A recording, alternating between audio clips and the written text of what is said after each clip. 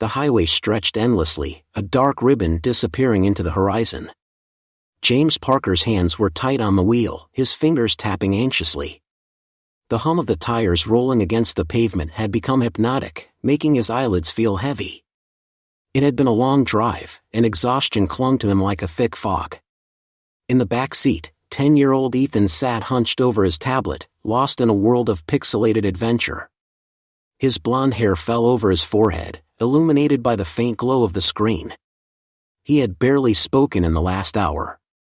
James glanced at the rearview mirror. "You doing okay back there, buddy?" No response. "Ethan?" "Yeah," the boy murmured, not looking up. James sighed and focused back on the road. It had been just the two of them since the divorce, and moments like these, silent, distant, were becoming more frequent. He hated it. The trip to visit his parents was supposed to be a bonding experience, but all it had done was remind James how little he and Ethan talked anymore. A gas station appeared up ahead, standing alone on the desolate stretch of road. The neon sign flickered, its buzzing light the only thing cutting through the darkness. James checked the fuel gauge, half a tank left, but he needed a break. He signaled and pulled in, the tires crunching against the gravel. The place was eerily empty. A single pickup truck was parked near the convenience store, rusted and dented, like it had been there for years. A stray dog trotted near the dumpsters, sniffing for scraps. "Let's take a break," James said, stretching as he stepped out. Ethan unbuckled his seatbelt and climbed out, stretching his arms with a yawn. "Can I get a snack?" James rubbed his tired eyes. "Yeah, but don't take too long." Ethan nodded and jogged toward the store. James turned toward the pump and started fueling up, the rhythmic clicking of the meter filling the silence. He leaned against the car, rubbing his temples. Just a few more hours of driving, and they'd be home. His phone buzzed. A text from his boss. "Any chance you can jump on a call in the morning? Urgent." James exhaled. He typed out a quick sure, then checked the time. He was ready to be home, crawl into bed, and get some sleep. He slid into the driver's seat, turning the ignition. The engine rumbled to life. His mind drifted, thoughts tangled in work, exhaustion, and the eerie silence of the empty gas station. Then, without a second thought, he put the car in drive and pulled away. 20 minutes passed before the realization hit him like a punch to the gut. The back seat was empty. Ethan wasn't there. James slammed on the brakes, his breath caught in his throat. His son, his 10-year-old son, was gone. And he had left him behind. Before we dive into this story, leave a comment telling us where in the world you're watching from today, and if you enjoy this story, don't forget to hit that subscribe button. James's heart pounded in his chest. The car sat motionless on the side of the highway, headlights illuminating the empty road ahead. His breath came in short, panicked gasps as he twisted in his seat, eyes darting to the back. Empty. The realization crashed over him like a tidal wave. "Ethan." His voice barely made a sound. His hands were shaking. "Oh my God." His foot slammed on the gas. The tires screeched as the car spun in a violent U-turn, roaring back toward the gas station. The speedometer climbed 60, 70, 80 miles per hour, but the road felt endless, stretching farther away with every second. How could he forget his own son? How could he be so careless? Images flooded his mind, Ethan stepping out of the car, heading toward the store. That was the last thing he saw before what? James had been distracted, lost in thought, focused on his phone, on the road, on everything except the one thing that mattered. He clenched the wheel, his knuckles white. "It's fine," he muttered. "He's fine." But doubt clawed at his gut. His mind raced through scenarios, each one worse than the last. Maybe Ethan was sitting on the curb, waiting. Maybe he was inside the store, scared but safe. Or maybe, no. James shook the thought away. He wouldn't let himself go there. The gas station's neon sign flickered in the distance. He slammed the brakes, tires skidding against the gravel as he pulled in. The place looked exactly as it had 20 minutes ago, silent, desolate. Except now, Ethan was nowhere to be seen. James stumbled out of the car, his legs unsteady. His voice came out hoarse, desperate. "Ethan!" Silence. The stray dog near the dumpsters lifted its head but didn't move. The rusted pickup truck was gone. James bolted toward the convenience store, shoving the door open so hard the bell above it clanged violently. The cashier, a middle-aged woman with tired eyes, looked up from her magazine, startled. "Where's my son?" James demanded, his voice rising. 10 years old, blonde hair, blue jacket. "He was here 20 minutes ago." The woman frowned, sitting up. "Oh, yeah, I saw him." Relief flooded James. "Where is he?" Her face darkened. "I thought he left with you." James's stomach dropped. "What?" He was standing outside. There was a man, tall, wearing a green jacket. They were talking. She hesitated, then they both walked off. The world tilted. James swayed, his vision tunneling. This couldn't be happening. Someone had taken his son. His trembling hands fumbled for his phone. He barely heard himself speak as he dialed 911. 911, what's your emergency?" James's voice was raw with terror. "Someone took my son." James's pulse thundered in his ears. The 911 operator's voice was distant, drowned out by the roaring panic in his head. His grip on the phone tightened. "Sir, I need you to stay calm. When was the last time you saw your son?" James swallowed, forcing himself to speak. He was here. At this gas station. I left, I didn't realize," his voice broke. The cashier said he was talking to a man in a green jacket. Now he's gone. A pause. "Do you have any description of the man? A vehicle?" James squeezed his eyes shut, forcing himself to remember. That truck. Rusted. Dented bumper. It was parked outside when they arrived, but now, it was gone. "There was an old pickup truck here before," he blurted out. "It's not here anymore. We'll dispatch officers to your location. Stay where you are." James lowered the phone, his hands shaking. "Stay where you are." Was she serious? His son was missing. Every second counted. He spun toward the cashier. "Did you see which way they went?" She hesitated, guilt flashing across her face. I think they went toward the road. The truck was parked out back. Maybe they drove off." James's stomach churned. He sprinted out of the store, his breath ragged. The night air was cool, but sweat clung to his skin. His eyes darted across the empty lot, searching for something, anything. The gas station was isolated. No security cameras outside. No other witnesses. Just the dark highway stretching endlessly in both directions. He ran behind the store. The ground was dry, but near the back lot, tire tracks. Deep grooves in the dirt. Fresh. His heart pounded. His son had been here. James's mind raced. Think. The highway forked about 5 miles back, one road led toward the interstate, the other deeper into nowhere. Which way would they have gone? A sound. Faint. Distant. A ringing. James turned sharply, his ears straining. It was coming from somewhere near the side of the store. He followed the sound, breath held, then he saw it. A smartwatch. Ethan's smartwatch. Lying in the dirt. James stumbled forward and picked it up with trembling hands. The screen was cracked, dust clinging to the edges. He tapped the display. Low battery. Only 3% left. His son had tried to call for help. James clenched his jaw, his panic transforming into something else, determination. Whoever had taken Ethan made one mistake. James had a lead. He wasn't going to wait for the police. He was going after his son. James gripped Ethan's smartwatch, his heart hammering against his ribs. 3% battery left. The cracked screen flickered weakly in his hand. His son had tried to call for help, and now he was gone. A gust of wind howled through the empty gas station lot, sending a shiver down James's spine.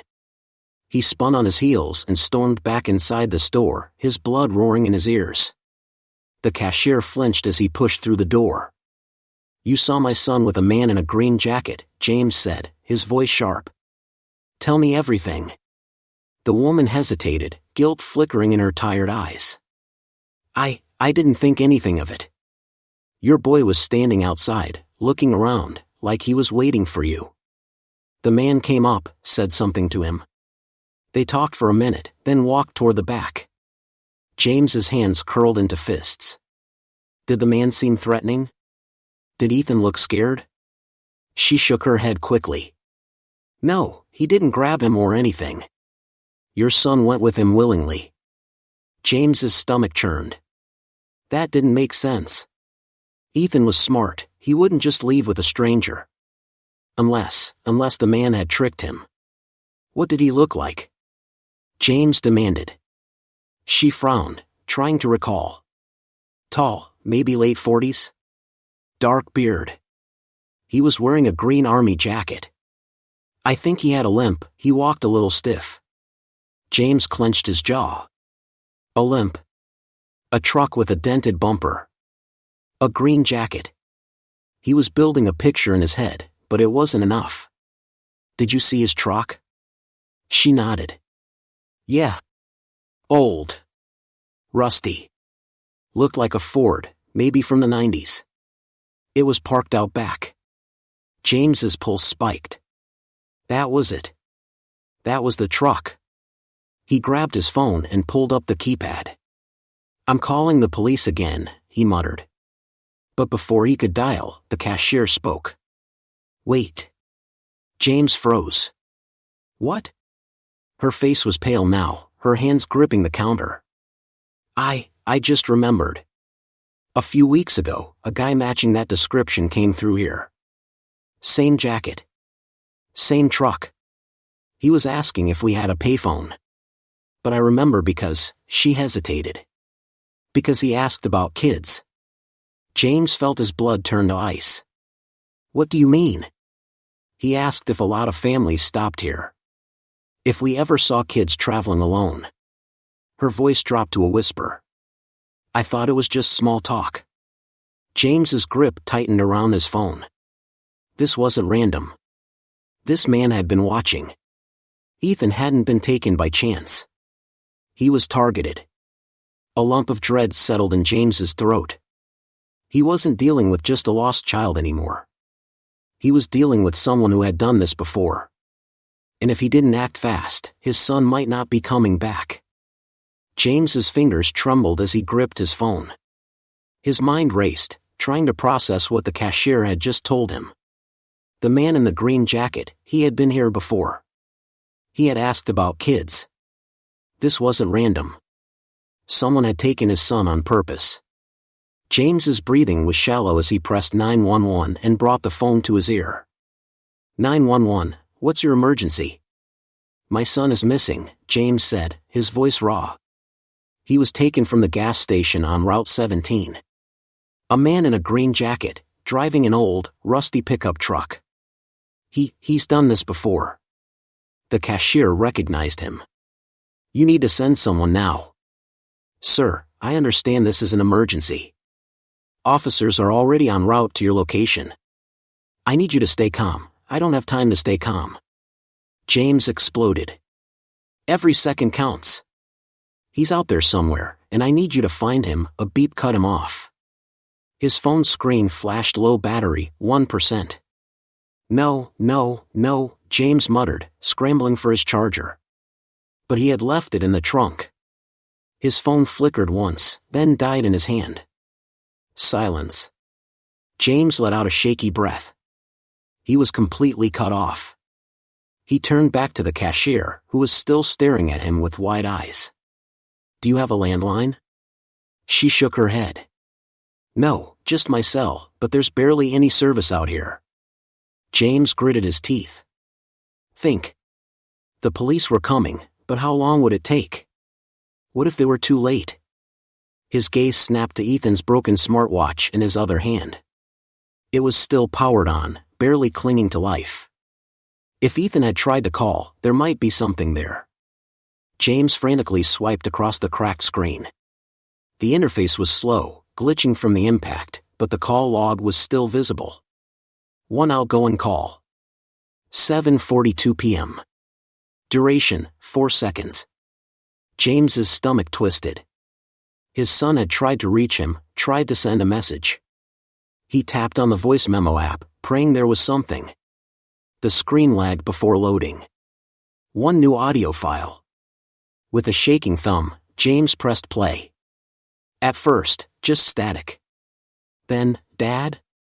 Ethan's voice, breathless, scared. A rustling sound, like movement. A muffled voice in the background, too distorted to understand. Then Ethan again, hurried, desperate. Warehouse, the audio cut out. James froze. Warehouse. That was it. That was all he had. He turned to the cashier. Are there any warehouses nearby? She blinked, then slowly nodded. Yeah, there's an abandoned one about 15 miles from here, out near the old train yard. James didn't wait. He bolted for his car, throwing the door open and slamming into the driver's seat. He had a location. He wasn't waiting for the police. He was going to find his son himself. James floored the gas pedal. The tires screeched against the pavement as he peeled out of the gas station, his heart hammering. His hands gripped the wheel so tight his knuckles turned white. The abandoned warehouse, the only clue he had. Ethan's broken voice echoed in his head. Warehouse, that single word sent a surge of adrenaline through his veins. The road ahead stretched into the dark, the headlights cutting through the emptiness. His mind raced as fast as the car. Why a warehouse? Why take him there? Was it for ransom? Something worse? No. He couldn't let his thoughts spiral. He had to focus. James clenched his jaw, pushing the speedometer past 80. He had driven this route before, years ago, when he was younger. If he remembered right, the train yard was past the next highway fork, down a back road barely anyone used anymore. His breath was ragged as he scanned the road. No cops. No traffic. Just him, chasing the only lead he had. Then, headlights in the distance. James's pulse spiked. A truck. Rusty. Old. Moving slow. His foot eased off the gas for just a second, his heart slamming in his chest. Was it the same one? The one from the gas station? As he got closer, he saw the dented bumper. The mud-caked tires. It was the truck. James's mind went blank. His body moved on instinct. He jerked the wheel, swerving into the next lane, pulling up beside the driver's side. The man inside glanced over, his face shadowed beneath the dim glow of the dashboard. A beard. A green jacket. James's blood ran cold. It was him. He didn't think, he just acted. James honked his horn, rolling down his window. "Hey," he shouted. "Where's my son?" The man's expression didn't change. He didn't react. Didn't even speed up. He just kept driving, like James wasn't even there. Fury ignited in James's chest. His hands shook with rage. He had Ethan. He knew something. James swerved closer, nearly sideswiping the truck. "Stop the damn truck!" The man finally reacted. He turned his head, just a little. Just enough for James to catch a glimpse of something in his cold, dark eyes. A smirk. Then, the truck accelerated. James's stomach flipped as the vehicle roared forward, kicking up dust from the roadside. The man was running. "Oh, hell no," James growled, slamming his foot down on the gas. His car lurched forward, engine growling as he chased the truck down the dark highway. The man veered off the main road, tires screeching as he turned onto a dirt path leading toward the abandoned warehouse. James didn't hesitate. He followed. This wasn't just about getting answers anymore. This was war. James's tires skidded against the dirt road as he raced after the truck, his pulse pounding in his ears. The old vehicle ahead of him swerved violently, kicking up a thick cloud of dust. He's running. He has Ethan. James gritted his teeth and pressed harder on the gas. His car jolted over the uneven road, but he didn't care. His focus was locked on that rusted truck, on the man behind the wheel, the man who had taken his son. Up ahead, the road split. The truck veered left, toward the abandoned warehouse. James followed. The world around him grew darker. No streetlights, no houses, just endless fields and skeletal trees reaching for the sky. The warehouse loomed in the distance, its rusted walls bathed in the eerie glow of the truck's taillights. The truck screeched to a stop. The driver's door flung open. James barely had time to react before the man bolted into the shadows. James slammed on his brakes, throwing the car into park before leaping out. "Stop," he roared, his voice cutting through the night. No answer. Just the sound of heavy boots crunching over gravel. James sprinted forward, his lungs burning. He had no weapon, no plan, just sheer desperation. His eyes darted around, scanning the dark, searching for movement. Then he saw it. A door, slightly ajar, at the side of the warehouse. A faint creak as it slowly swung shut. James ran. His hands slammed against the cold metal as he pushed inside. The air was thick with dust, the scent of rust and oil clinging to every surface. Dim moonlight streamed through broken windows, casting long, jagged shadows across the concrete floor. Somewhere in the darkness, a noise. A shuffle. A muffled sound, like a struggle. "Ethan?" James whispered, his voice hoarse. Silence. Then, a whimper. James's heart nearly stopped. That was Ethan. He moved forward cautiously, his footsteps echoing through the cavernous space. Old machinery loomed around him, rusted gears and metal scraps littering the floor. Every sound felt deafening, every movement a potential trap. Then, movement. A dark figure shifting in the shadows. James lunged.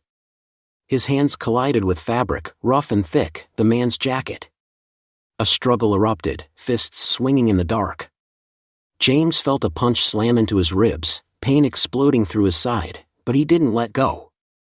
He grabbed the man's collar, forcing him back against a wall. "Where is he?" James roared. The man grunted, trying to break free, but James tightened his grip. Then, another sound. Small. Weak. A whisper. "Dad?" James froze. His breath hitched. He turned his head toward the sound. There. In the corner. Tied to a chair. Ethan. His son's face was streaked with dirt, his eyes wide with fear. James's rage boiled over. He clenched his fist. And swung. James's fist connected with the man's jaw, a sickening crack echoing through the warehouse. The man stumbled back, but James didn't stop. Not after what he'd done. Not after he took Ethan. Fueled by pure rage, James grabbed the man's jacket and slammed him against a rusted metal beam. "You took my son," he growled, his voice dripping with fury. "Where's the key?"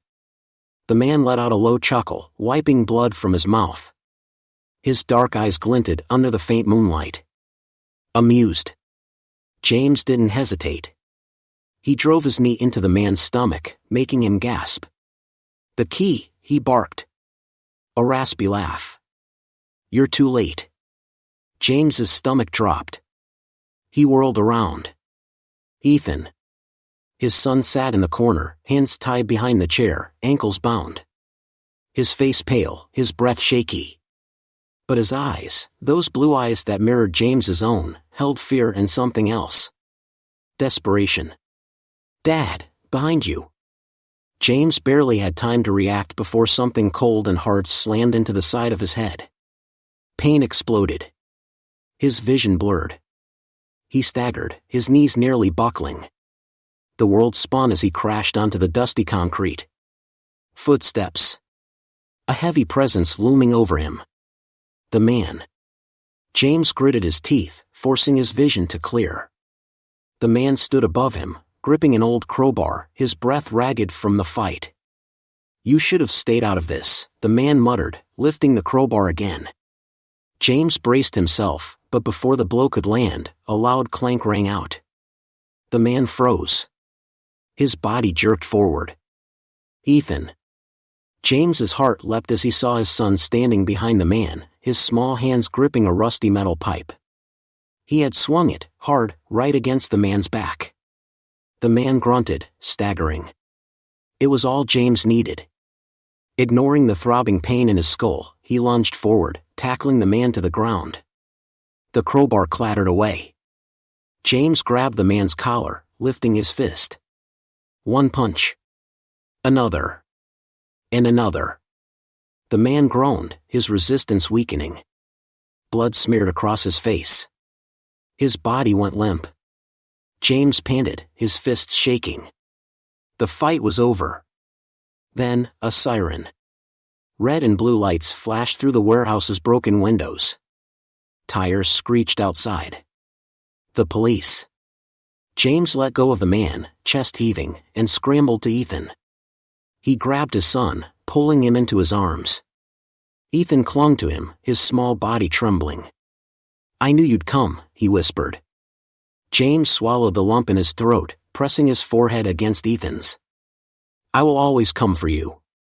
Heavy footsteps stormed into the warehouse.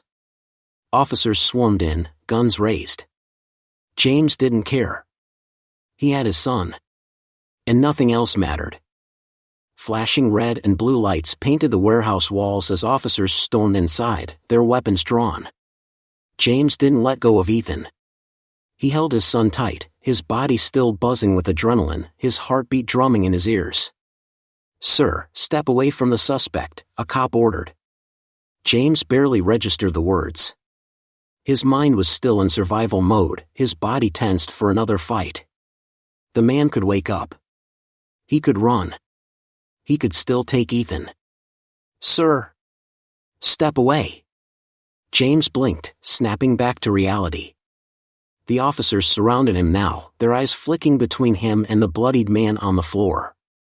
Slowly, James loosened his grip on Ethan, placing a protective hand on his back as they stepped away. Two officers rushed to the unconscious man, flipping him over and cuffing his wrists. One of them checked his pulse, nodding to confirm he was alive. James didn't care. He wasn't thinking about him anymore. He dropped to his knees, gripping Ethan's face gently, his thumbs brushing away the dirt and tears streaked across his son's cheeks. "Are you hurt?" James asked, his voice hoarse. Ethan shook his head. Just scared." James let out a shaky breath. "It's over. I've got you. You're safe now." Ethan's lip quivered, and then, without warning, he threw his arms around his father's neck. James squeezed his eyes shut, holding Ethan as tightly as he could, as if letting go would mean losing him all over again. Footsteps approached. A female officer crouched beside them, her expression softer than the others. "Sir, we're going to need your statement. But first, we'll have the paramedics check you both out, all right?" James nodded. "Fine. Just let me take him home after." She gave him a small, reassuring nod. "Of course." The medics arrived minutes later, checking Ethan for injuries. James barely noticed when they cleaned the blood from his own temple, where the crowbar had struck him. His focus never left his son. Ethan sat on the ambulance step, wrapped in a thick gray blanket, staring at nothing. His small hands fidgeted in his lap. James sat beside him. "Talk to me, bud." Ethan hesitated, then whispered, "I thought you weren't coming." James felt his chest tighten. He reached over, gently gripping his son's hand. "Ethan, listen to me. I will always come for you. No matter what." Ethan looked up, his eyes glassy. "You promise?" James pulled him into another hug. With everything I've got. Ethan's body relaxed slightly, as if the weight of the night was finally lifting. Behind them, the officers dragged the man in the green jacket toward a squad car. As the door slammed shut, James exhaled. It was over. Ethan was safe. But deep inside, James knew he would never forgive himself for forgetting his son that night. And he never would again. James sat on the edge of Ethan's bed, watching his son sleep. His chest rose and fell in slow, steady breaths, his face finally at peace. But James couldn't close his eyes. The events of the past night played over and over in his mind like a nightmare he couldn't wake up from. The gas station. The empty road. The chase. The warehouse. The fear. And worst of all, the guilt. He ran a hand down his face, exhaling slowly. He had almost lost Ethan. Because of a mistake. Because he had been in too much of a rush, too distracted, too careless. He would never forgive himself for that. James leaned forward, brushing a strand of hair from Ethan's forehead. His son stirred slightly, but didn't wake. Dad? James's breath hitched. He hadn't realized Ethan was awake. Ethan blinked up at him sleepily. You're still here? James swallowed hard, nodding. I'm not going anywhere, buddy. Ethan shifted under the covers, his small fingers gripping the edge of the blanket. Are the bad guys gone? James forced a smile. Yeah. They're gone. The police have them now. Ethan was quiet for a moment, then whispered, I was really scared. James felt his heart squeeze. He reached out, letting Ethan take his hand. I was too, he admitted. But you were so brave, Ethan. You helped me stop him. Ethan looked down, processing the words. I just wanted to come home. James felt something crack inside him. He squeezed Ethan's hand tighter. You will never go through that again. I promise you. Ethan's lips pressed together, then he scooted closer, resting his head against James's arm. Okay. James stayed there, holding his son, until his breathing slowed again. After a while, he carefully tucked the blanket around him, pressing a soft kiss to his forehead. Then, as he stood, he glanced toward the nightstand. Ethan's smartwatch, the broken one James had found in the parking lot, sat there, the shattered screen reflecting the dim glow of the bedside lamp. A reminder. James reached down, picking it up, running his thumb over the cracked surface. His stomach twisted. He could buy Ethan another one. A newer model, a stronger one. But this was the last thing his son had used to try and reach him. The proof of his failure. James exhaled sharply and slipped the watch into his pocket. Then, before leaving the room, he turned back one last time, his gaze lingering on Ethan's peaceful face. Never again. Never again would he let anything come before his son. Never again would he be so careless. Never again would he forget what mattered most. Because no second chances were guaranteed. And he wasn't willing to risk losing Ethan again. Not now. Not ever.